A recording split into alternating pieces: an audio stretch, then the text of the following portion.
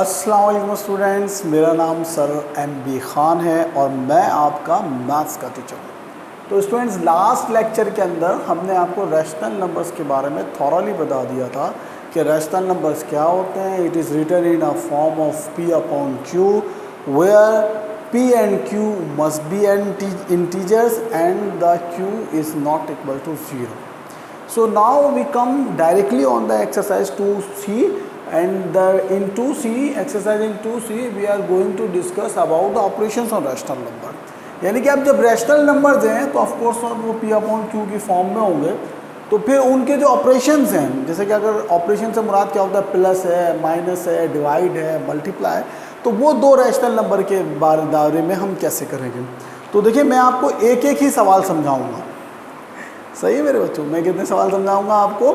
एक एक ही सवाल समझाऊंगा और उस सवाल को आपने बार बार रिवाइंड करके देखना है और फिर समझ के आपने ये एक्सरसाइज कर लेनी है। सही, जब मैं बोलूँगा जब करनी है। फ़िलहाल तो मैं आपको अपने पास से पढ़ाऊँगा और सवाल चाहे आप खुद बना के प्रैक्टिस करें या मैं आपको आखिर में होमवर्क दे दूँगा, उससे आप प्रैक्टिस कर लीजिएगा।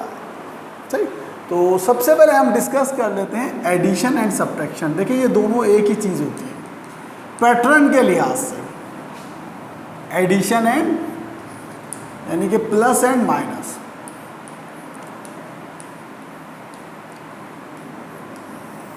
तो ऑपरेशंस में हम पहले डिस्कस कर लेते हैं, अगर दो रैशनल नंबर हैं और वो आपस में जमा हो रहे हैं और तो उनको कैसे जमा किया जाएगा। सही है ना, तो फिर इंतहाई आसान, या सब्ट्रैक्ट हो रहे, एक ही रूल है। सही, तो अब एक सवाल में यहाँ पे एडिशन का लिखूंगा और एक सवाल यहाँ पे मैं क्या लिखूंगा, सब्ट्रैक्शन का लिखूंगा और दोनों को जमा करूंगा। 3/7 प्लस 5/7। इसी तरह यहाँ पे मैंने बना दिया 2/5 माइनस 1/5।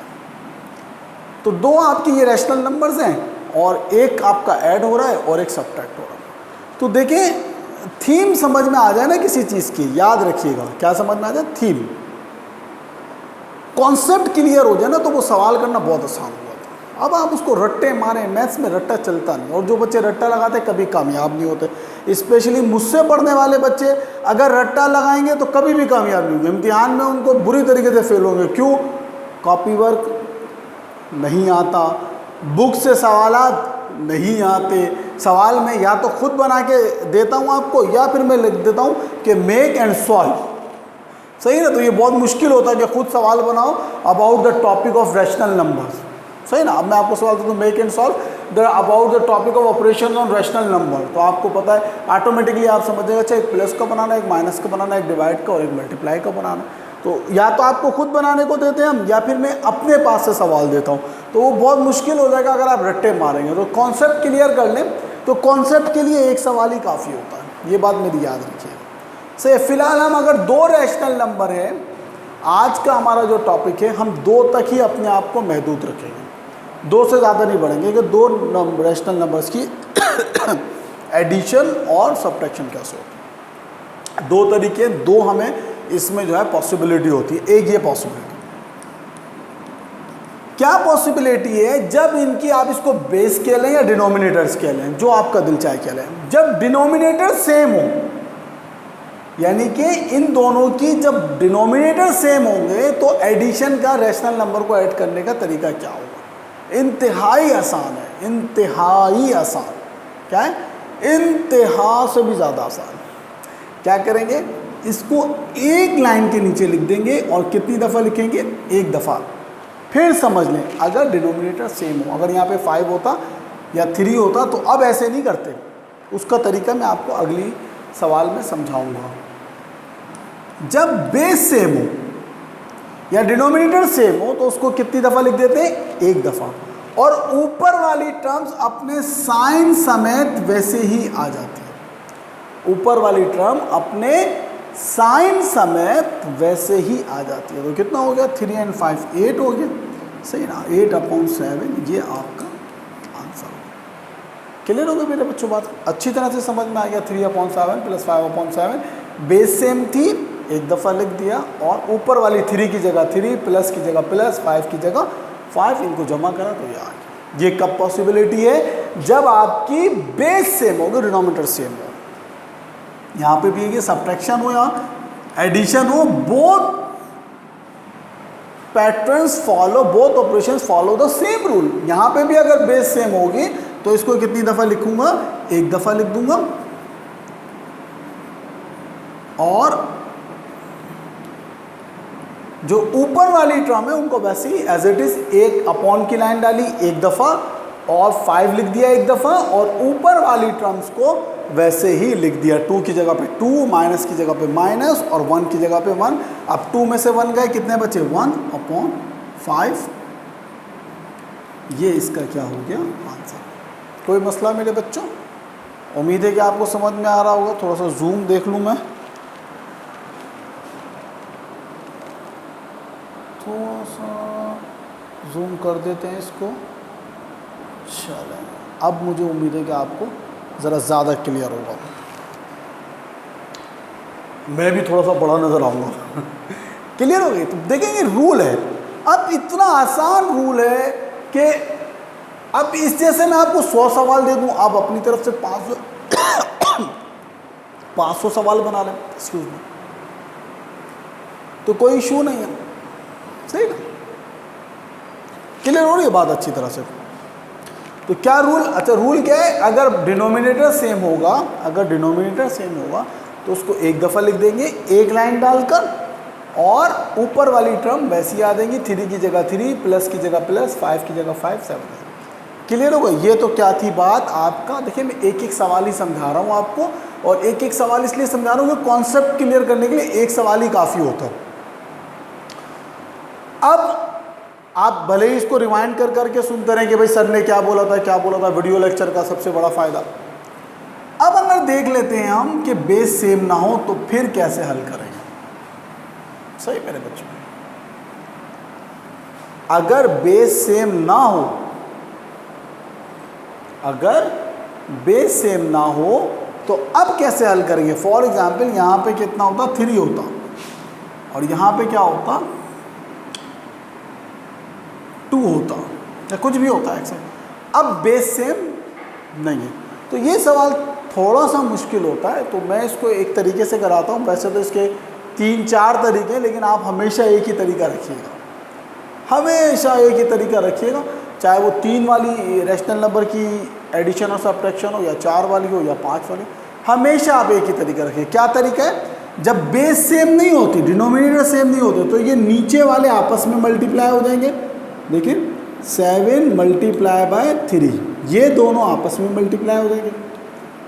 फिर ये 3 वैसे लिख दिया, ये वाला 3 इससे जाके मल्टीप्लाई हो जाएगा, फिर प्लस का साइन आ जाएगा, ये वाला 5 वैसे ही लिख दिया, अब ये वाला 7 इससे जाके मल्टीप्लाई हो जाएगा। समझ में आई आपकी बात? क्या किया मैंने, जो नीचे वाले थे उनको आपस में मल्टीप्लाई कर दिया, 7 मल्टीप्लाई बाय 3, फिर इस वाले 3 को वैसे लिख दिया, बीच में मल्टीप्लाई का साइन दिया, यहाँ जो होगा इसके नीचे वाला नहीं, क्रॉस में जो होगा इसको इससे मल्टीप्लाई कर दिया 3 से, फिर प्लस का निशान आ गया, फिर 5 लिखा, फिर मल्टीप्लाई करके ये वाला जो 7 था ये यहाँ पे आके मल्टीप्लाई हो गया। असल चीज़ जो मेन चीज़ है वो यही है।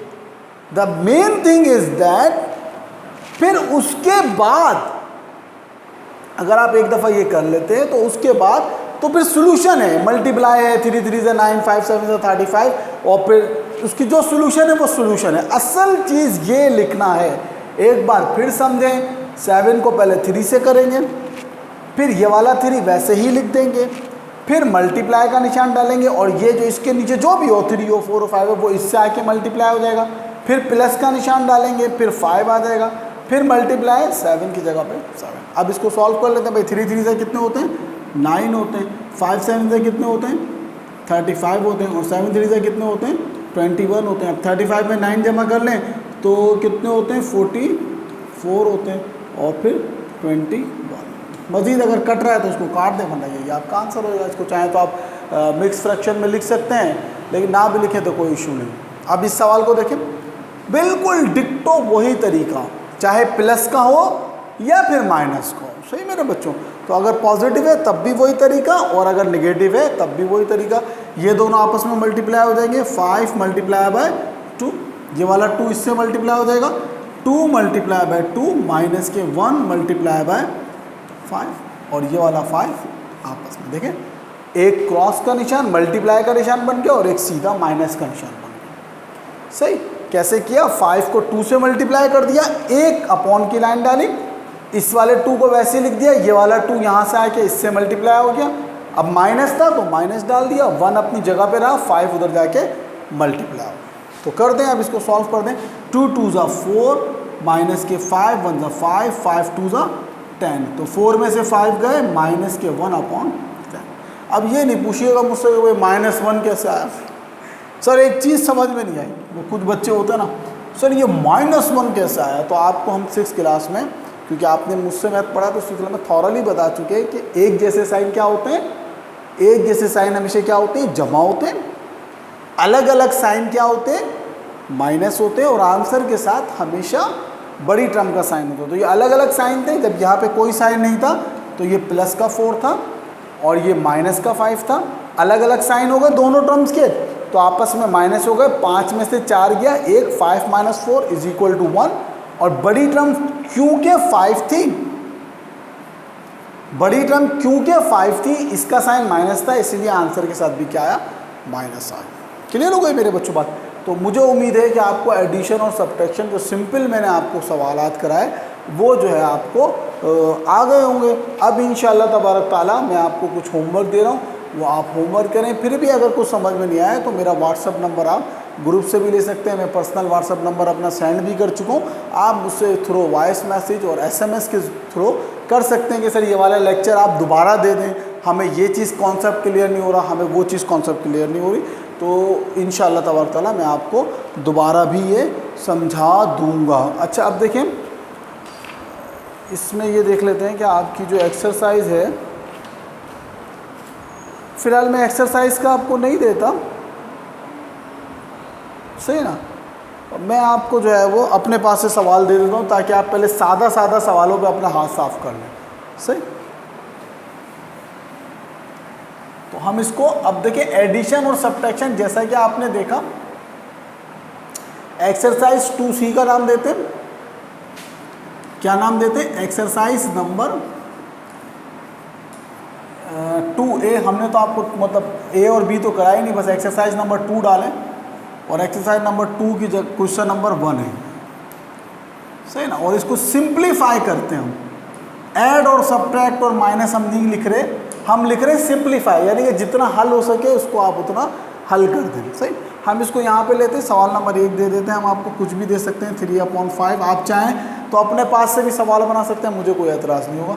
और 2/5। सवाल नंबर 2 दे देते हैं आपको 3/7 माइनस 5/7। सवाल नंबर 3 दे देते हैं हम आपको 4/3 प्लस 2/3। सवाल नंबर 4 दे देते हैं हम आपको 5/7 माइनस 2/7। सवाल नंबर 5 यहाँ पे दे देते हैं 3/11 माइनस 1/11। सही है, तो ये तो आपके वो सवाल हो गए जो बेस सेम थी। अब 5 सवाल मैं आपको वो दे देता हूँ जिनकी बेस सेम नहीं है। 2/3 प्लस के 5/2, 3/5 माइनस के 2/3, 7/2 प्लस के 3/5, 2/9 माइनस के 1/3। इसी तरह 10 दे देते हैं 3/5 प्लस के 2/7।